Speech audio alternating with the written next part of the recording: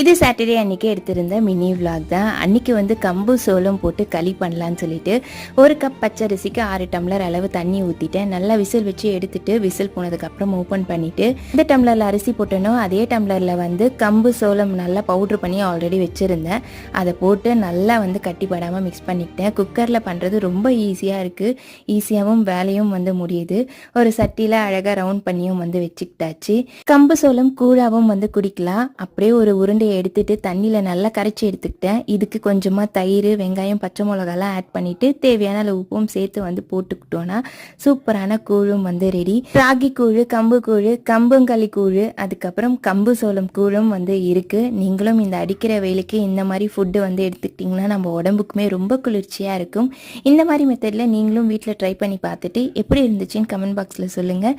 அடுத்த ஒரு சூப்பரான வீடியோவில் பார்க்கலாம். Have a nice day.